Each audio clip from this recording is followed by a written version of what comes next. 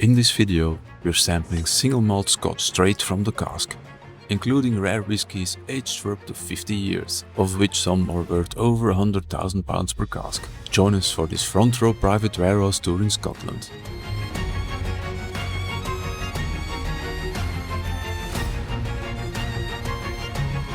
And at the end, you will find out what we bought.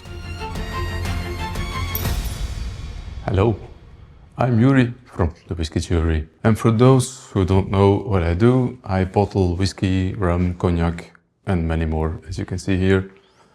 And we're going to Scotland. I can hear you think, being an independent bottler going to Scotland, yeah, not such a big deal. But we have the opportunity now to taste whiskey straight from the cask, and that's something that rarely happens. Whiskey was such a hype the last couple of years that you were lucky even to get a small sample, or you even had to buy a cask blind. So now being able to taste whiskey straight from the cask and being allowed to cherry pick, that's great news for us. So we're looking forward to this trip. So after packing the essentials, we were good to go. Scotland, here we come with a suitcase containing more bubble wrap than clothes.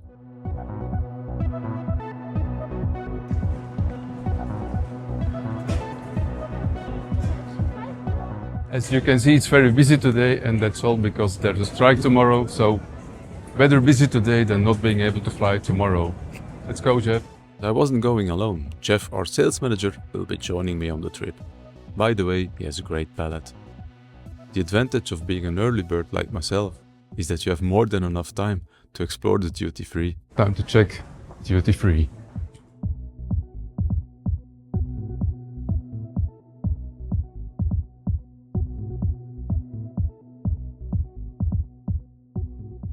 We have two Japanese here. All non-age statements. I don't see any age statements, so they're probably 3 years old. What do you think about the new age statement Miyagikyo coming? Very good news. I didn't taste it yet, but I bought the Oichi 10 years old when it had an age statement again after so many years, and it's really, really good. I have an open bottle at home and I love it, so I think the Miyagikyo will probably be the same level, so yeah. Diageo special releases. Yes, the Diageo special releases. Well, I don't mean to sound harsh here, but do you remember when special releases used to include Port Ellen, Prora? You have to admit, that was something special. Good stuff, probably. Especially, the Lagavulin will be great. Clynelish, who doesn't love a waxy Clynelish? I have the Clynelish at home, actually. Okay. Open? No. I can open it if you want. It's recorded, so... I just discovered the Belgian whiskey for over €1,000. It's probably 50 years old. Let's check. It's 11 years old. Okay. I love Bruichladdich, especially Port Charlotte. You know why? Because it's perfect amount of peat. I like it more than Octomore, or I like it better than the unpeated Bruichladdich. Very good. Why haven't you bottled It's on my bucket list for over 6 years already now, but it's very hard to find a good cask of Port Charlotte. And if you find them, prices are ridiculous, as 99% of the time. And now for something completely different, I have to admit I like Ruinart, especially the Blanc de Blanc. It's a bit expensive at €95 per bottle. Really now? Compared to a bottle of whiskey, you can keep it open for years. A bottle of champagne, 1 day, half a day, 1 hour. Name? Ben. Ben Nevis.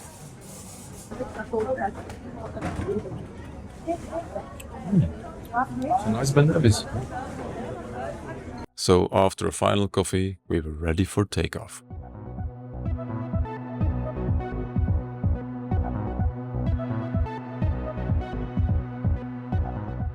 By the way, if this is the only whiskey available on board, make sure to follow these steps.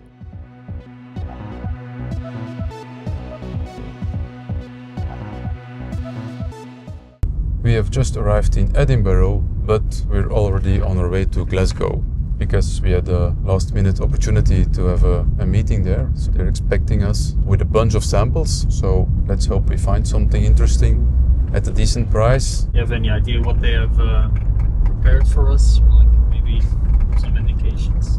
Well, no idea, to be honest, because I'm open for everything except grain maybe, but whether it's young or old, I even try to taste blind. So even if the samples they would give them to us blind and have us taste it blind, it's all what's in your glass. It's not about age or origin or distillery. So we've decided to bring back the old school label for the 6th anniversary. What was the reasoning? Why are we going back to the old labels? I think creating labels and working on my labels it's a passion of mine. The risk of that being a passion is that I change too fast. And I was looking at my early bottlings and I was thinking to myself, well, it looks kind of nice. It's not so bad. So why did I change so fast? So, and why don't I just go back to something recognizable? And it's never the same anyway, you know, there's always another color, you know, I never use the same color. So each bottling is unique anyway. And also, why should my bottlings be more recognizable? When you're in a bar or a restaurant, it's an advantage that your brand stands out, or that you recognize a bottle as from you go into a bar or a whiskey shop, obviously also. One thing we need to be careful of is not to make decisions in the places where we're going now, you know. It's so tempting to pick something on the spot, oh, I love this and I want to buy the cask, but then you take the sample with you, you taste it again in Belgium, not in this whiskey environment, and then you can be disappointed. So I think we have to be careful. First and foremost, still whiskey lovers. So when we get to do like trips like these, you have these incredible moments, like you come in a warehouse and you're like a kid in a candy shop. So you have to be careful not to get too excited. Yeah, absolutely, absolutely. So I hope they prepared big enough samples for us so that we can taste while we're there. We don't have to drive anyway, because imagine driving drunk at the wrong side of the road.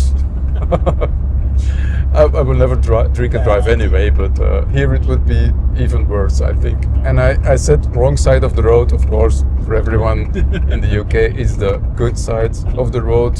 But then still, if you change gear, it makes sense to do it with your right hand, no? It's all very, I think it's quite tricky. Yeah, it's a discussion maybe we have to avoid. The place we're visiting today, we're gonna keep a secret, because in this industry, it's all about your contacts. It's so hard to get some good contacts, and so we need to keep them to ourselves. Sorry for that. Like even I worked for you almost a year and a half, certainly more than a year, and even I don't know all the context of where you buy your casks, and that's, I mean, I respect that. That's certainly you've built the brand and you've built your relations, and you need to protect them. Yeah, and I even signed a DNA for me, NDA. NDA, yeah. Non-disclosure agreement. They prepared some nice samples for us, as you can see here. And besides this, we can also cherry pick into the warehouse. So, but first, let's dig into this nice batch. I have here a Ben Rines from 2011. It's from a first fill Uruguay wine cask. They obviously don't know us very well. The good thing is I hardly smell anything here, so that's maybe a good thing in case of a wine cask, with all due respect, of course, for what they've done for us, but I never ever bought a wine cask. This is a young one, 2018 Blair Apple. You can maybe try that one later. Two of these, please. Yeah. Can you pack them in my suitcase? Thank you. This is a nice one. It's a Clynelish 2012. It's in a first fill Oloroso sherry hogshead. Look at the color. Yeah. It's quite nice. Oh, this smells really good. That's like pure bacon. And the strange thing is, I'm a vegetarian, so I shouldn't know. True, I don't eat meat, so I shouldn't know how bacon smells like, but this reminds me of bacon. Yeah, it is very meaty. So, oops. No problem. It's a Ben Rines from 2007. You can see just a lazy refill cask. It can be interesting to make the spirit shine and not the wood. So curious to smell this one. Still a bit young, I think. You know, those are gentle makes, gentle distillates. If you compare this, for example, to Clynelish, it would be probably at this age be more waxy or more full, more rounded. This is a sister cask. It's also Benrinnes 2007 refill hogshead. You can see the color is pretty pale, which is fine. But sometimes when the distillation is delicate, it just needs more time, more years to develop into something that is really good. This is interesting. It's the same make, Benrinnes 2011, but it's re-racked into a first fill Oloroso sherry. But you can also see the difference in color. And let me just nose it. Yeah, it's becoming more complex, so it would be nice maybe to give this one a try. This is also interesting. A Colilla from 2014 in a Fino sherry hogshead. That's interesting. Fino, which is a more dry style of sherry. You don't find it often, but there's a few legendary Fino from Glenfarclas and Bowmore. And Bowmore, yeah, indeed. Fino sherry. It's interesting. Good nose. All right. What's next? Glenrothes 2006 in Oloroso sherry, but look at the color. Yeah, we have to try that one, I think. Cameron Bridge. That's grain. Let's try it anyway. No, it's coconut. You don't see it a lot. It's Auchentoshan 2011, matured in a refill barrel. I never selected one. I think it's a bit of a difficult spirit. Sorry, Mark Dermul, if you look, if you're watching this. Mark is one of the biggest Auchentoshan fans, especially in Belgium. It's pretty interesting that it's triple distilled and still has quite a different character to your Irish triple distilled. Yeah, exactly. Yeah, this is a good remark. But it doesn't smell too bad, so maybe we'll try it later. Yes. All right. Lovely. Thanks a lot. In the glass now we have a Glenelgin from 2004, so 21 years old. Smells pretty nice, pretty fruity. Orchard fruits, a little bit of wax, nice maturity in the taste. Yeah, it's what I would expect from the nose. Yeah, also lovely fruity notes. I think you can use a drop of water. It's a little bit hot. And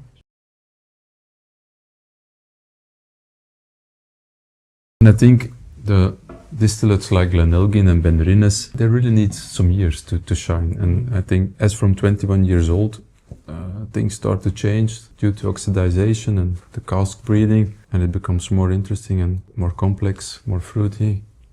Water helps to open up the nose, becomes even more fruity. Ripe apples, pears.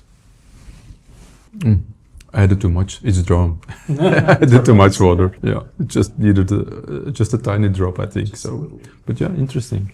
Glenburgie, 1975, just the nose is immediately 93, 94, just the nose. I'm talking about points, not about pounds, unfortunately. I wish. Wow. Leather, polished oak, furniture, beeswax, dried fruit, and so on and so on. Great stuff. Next in the glass is Clynelish 1993, one of the best distilleries out there. Clynelish, when it's waxy, it's so good, hard to top.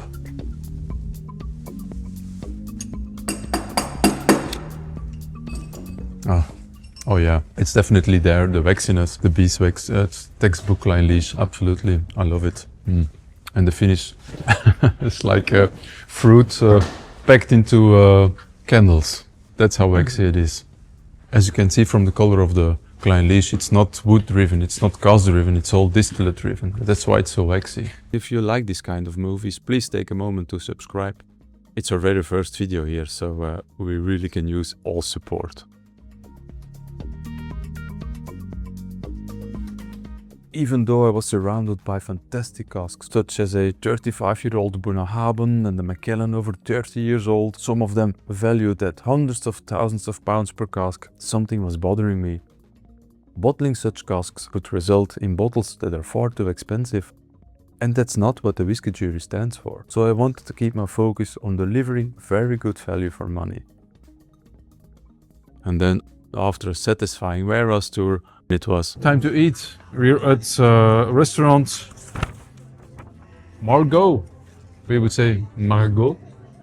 Margo. Chef, you pick the wine. If it's bad, you pay the bill. Challenge accepted. All right, be my guest. Come on, Chef. We can do this. red We have- wine, I suppose. You have 1 minute. What this is quite interesting because it is one of actually supposed to be Juju's, which is a wine region in Argentina that's not very well known, but it's supposed to be Juju's best wine. Then that's actually probably gonna be quite nice with Pfalz. It's a little warmer if you go German wines because it's Okay. You know, but there's certainly some nice choices on there. Yeah. I would probably go either for the Duclos Côte Rôtie or the Juju Cielo Arriba. Jeff obviously picked the wine that was good and expensive, so the bill was on me.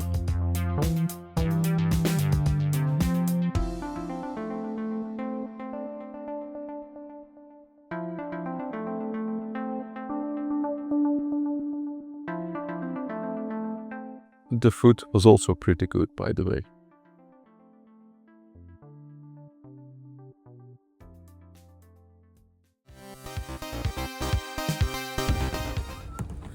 Thank you. Thanks a lot. Thank you. We just arrived to our second location. Another warehouse. Probably the same things to do today. Tasting whiskey and pretending we have a lot of cash. The first thing we taste here is a Clynelish, so that's a good start, I would say. It's from 2012, refill hogshead. You see the color, it's very pale. And I think that's a good sign, especially with distillates like Clynelish. It's immediately recognizable. You have this waxy note. It's cask strength, it's just below 59 degrees. It doesn't burn, it's not too hot, so it's very drinkable at cask strength. Yeah, I would love to do a Clynelish, and I hope the price is right, and otherwise I'll have to talk with Mr. B. Let's call him Mr. B.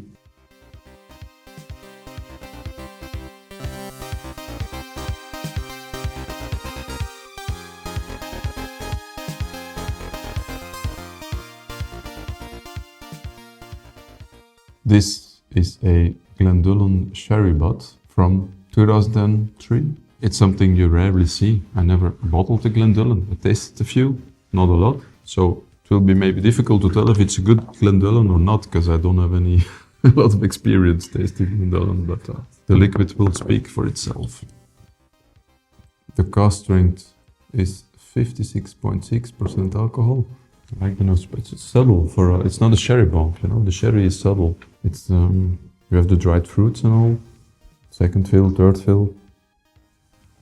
Yeah, it's a bit drying in the finish. It's maybe a European oak, but not American oak. So we are tasting some of these casks around us, and we can taste kind of like whatever we like. So yeah, it's like a kid in a candy shop.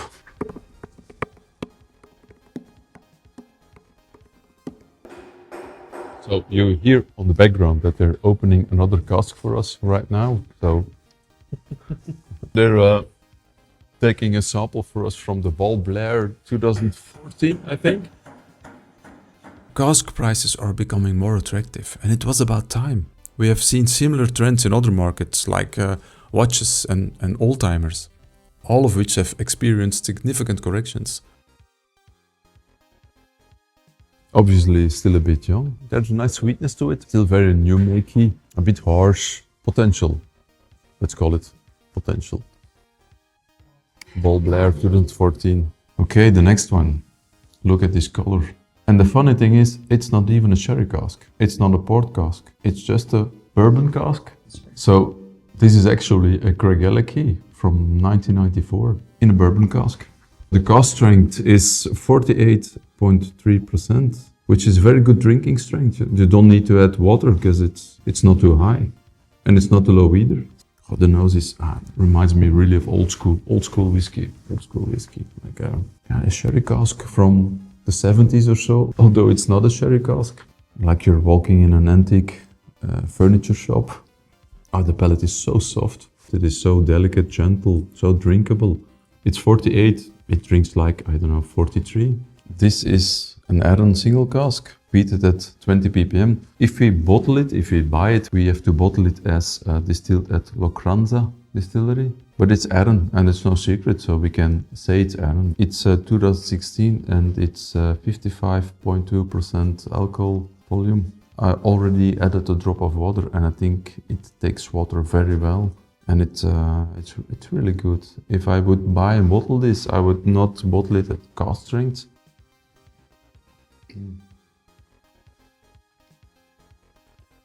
Then it was time to leave all these lovely casks behind us and head back to the hotel. It was clear I had a lot of decisions to make, but one thing was for sure, we will retaste and re-retaste all samples we will bring with us. Then, after a healthy Scottish dinner and a healthy Scottish breakfast, we headed back home.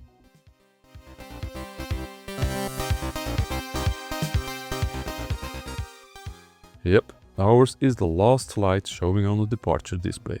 As I said, early bird.